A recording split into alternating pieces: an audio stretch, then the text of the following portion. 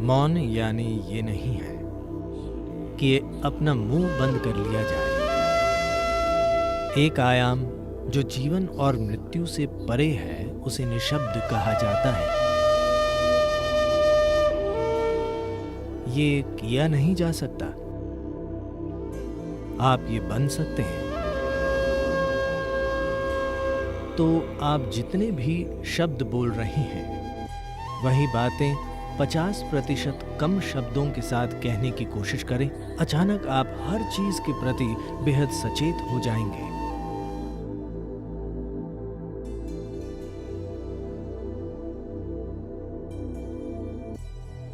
हवा की अपनी ही आवाज है,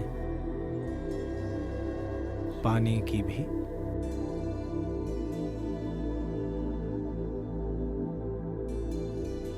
और धरती की भी है, और वाकई आकाश की भी है। सभी ग्रहों और नक्षत्रों की अपनी आवाजें हैं। दर्द की आवाज होती हैं, खुशी की आवाजें, दुख की आवाजें और आनंद की आवाजें होती हैं। हर चीज की एक ध्वनि होती है। इंसानी जीवन में ये बिल्कुल सच है। जीवन और मृत्यु दोनों की ध्वनियां होती हैं। यहां तक कि मौन की ध्वनियां होती हैं।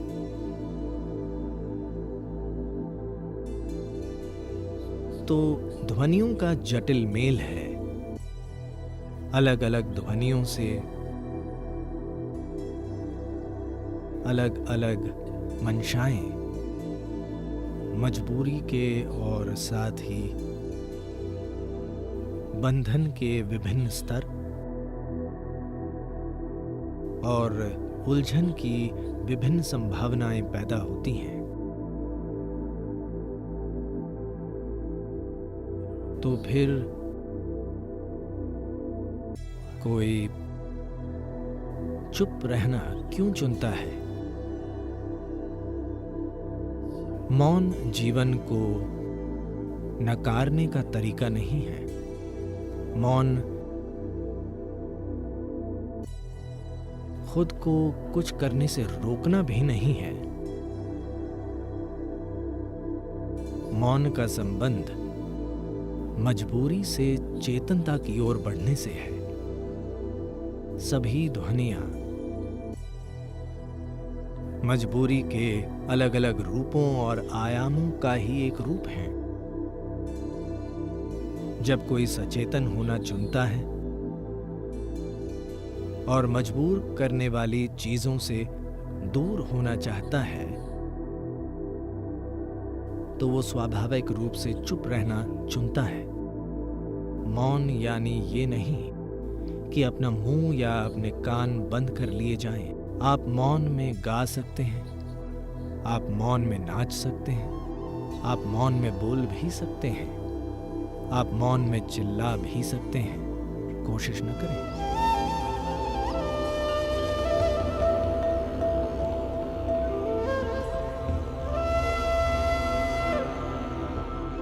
यानी ये नहीं कि जब सभी चुप हों तब चिल्लाना। वो मौन में चिल्लाना नहीं होता।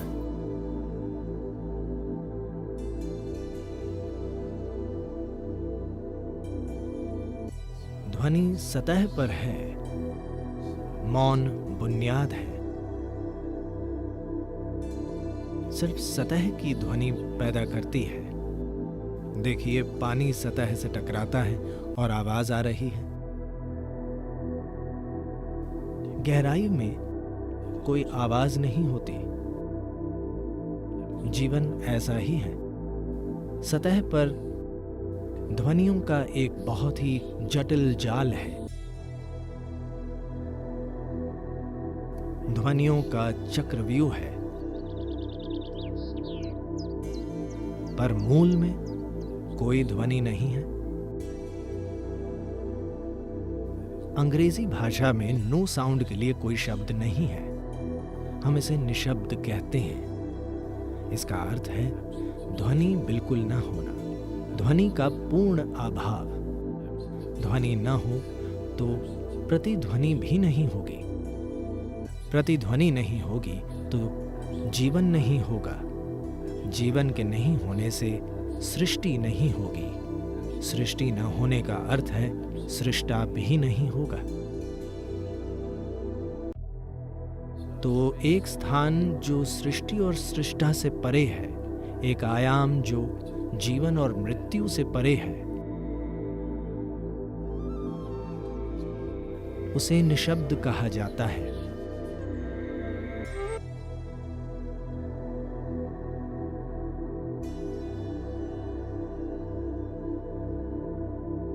ये किया नहीं जा सकता। आप ये बन सकते हैं। आमतौर पर ये बताने के लिए दो शब्दों का प्रयोग किया जाता है। एक है मौन, यानी आप चुप्पी का अभ्यास कर रहे हैं। आप चुप नहीं हैं। आप मुंह बंद करके चुप हो गए हैं। ये निशब्द नहीं है। मौन यानी चुप्पी का अभ्यास करना। अभ्यास करने का अर्थ है आप खुद वो नहीं हैं। क्या आप जीवन हैं या आप जीवन का अभ्यास कर रहे हैं? इसी तरह मौन का अभ्यास करने और मौन होने में अंतर है। मौन का अभ्यास एक नियम की तरह शुरू होता है, पर धीरे धीरे मौन का अभ्यास करते हुए आप शायद मौन हो जाएं। तीव्र गतिविधि में भी कोई चुप हो सकता है, पर हमेशा तीव्र गतिविधि करना संभव नहीं है। तीव्र गतिविधि के पल सिर्फ पल होते हैं। कोई भी उन्हें बनाए नहीं रख सकता। आप थक जाएंगे। अगर आप इसे बिना कुछ किए पा सकें, तभी ये टिकेगा। अगर सिर्फ तीव्र गतिविधि से ही ऐसा हो पाए, तो ये कभी नहीं टिकेगा। गायन के बहुत तीव्र और आनंदमय क्षण में कोई व्यक्ति मौन बन सकता है या उसे चख सकता है, पर यह कब तक टिकेगा? आपका गला फट जाएगा और आपके पड़ोसी आपको पीटेंगे। संभव है।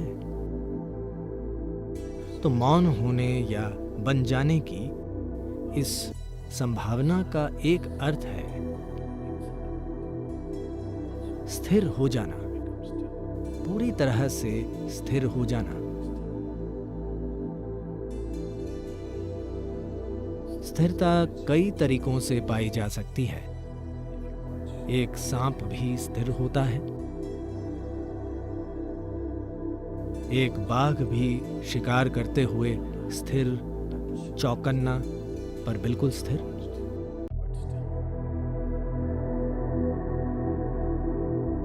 ये स्थिरता के विभिन्न आयाम हैं जिनका काम जीवन चलाना है। अगर सांप हिलेगा डुलेगा तो मारा जाएगा। अगर शेर स्थिर नहीं रहेगा तो उसे भोजन कभी नहीं मिलेगा। ये जीवन चलाने की चीजें हैं।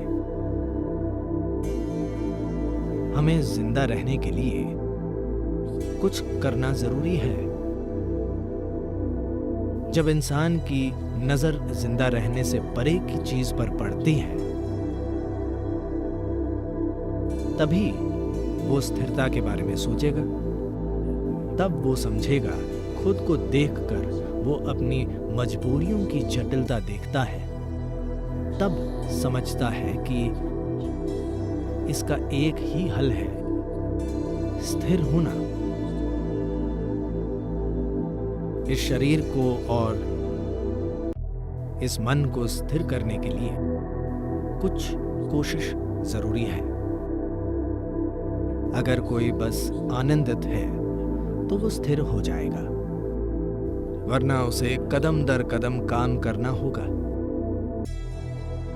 इस शरीर को बिल्कुल स्थिर करने के लिए ज्यादातर लोग एक ही जगह पर शरीर को रोक नहीं पाते। वे हमेशा हिलते डुलते रहते हैं। कहा जाता है कोई अस्वस्थ है बस इसलिए क्योंकि वो अस्थिर है, क्योंकि स्थिरता में आप सृष्टि से परे के आयाम से जुड़ जाते हैं। उसके संपर्क में आने पर बीमारी जैसा कुछ नहीं होता। मेरे यहाँ बैठ बैठ अगर शरीर सड़कर गिर जाए तब भी बीमारी नहीं होगी। ऐसा इसलिए क्योंकि असल में जब कोई बिल्कुल स्थिर हो जाता है तो वो शरीर को तभी थाम पाता है जब वो शरीर के तरीके जानता हो। तो मैं स्थिर क्यों हो जाऊं? क्या मैं अपना शरीर खो दूंगा? वैसे भी आप अपना शरीर खो देंगे। जब शरीर को खोने का समय आएगा, यदि आप इसे गरिमा से छोड़ना चाहते हैं तो आपको कम से कम थोड़ा स्थिर होना होगा। अगर आप अपने शरीर को वैसे ही नीचे रखना चाहते हैं जैसे इस कपड़े को नीचे रखना, उतने आराम से, उसी सुंदरता के साथ, तो आपको खुद में कुछ स्थिरता लानी होगी। वरना आपको और आपके शरीर को अलग करना होगा, जो एक बदसूरत चीज होगी। आपका शरीर से जबरदस्ती अलग किए जाना एक बदसूरत और दर्दनाक काम है। अगर आप इसे नीचे नहीं रख सकते तो आपके जीवन में कोई कृपा नहीं है। तो अगर आपको कृपा पानी है तो आपके जीवन में कम से कम कुछ स्थिरता जरूरी है। ऐसा तभी होगा जब आपके जीवन में कुछ मौन होगा। अगर अभी नहीं हो पा रहा तो कम से कम थोड़ा सा मौन का अभ्यास। 1 घंटे में अगर आप अभी 1573 शब्द बोल रहे हैं, कितने शब्द मां? आप 1 मिनट में कितने शब्द बोलते हैं? 1573। वाकई इतने ज्यादा? मुझे लगा कि यह असंभव है। ठीक है, मुझे आप पर विश्वास है। तो आप जितने भी शब्द बोल रहे हैं वही बातें 50% कम शब्दों के साथ कहने की कोशिश करें। अचानक आप हर चीज के प्रति बेहद सचेत हो जाएंगे। फिलहाल मौखिक दस्त हो रहा है। 1573 यानी दस्त, ठीक है। अब अगर आपको आधे शब्दों में वही बातें कहनी हो तो बहुत सचेत रहना होगा, वरना आप नहीं कह पाएंगे। बस कोशिश करके देखें। कल एक दिन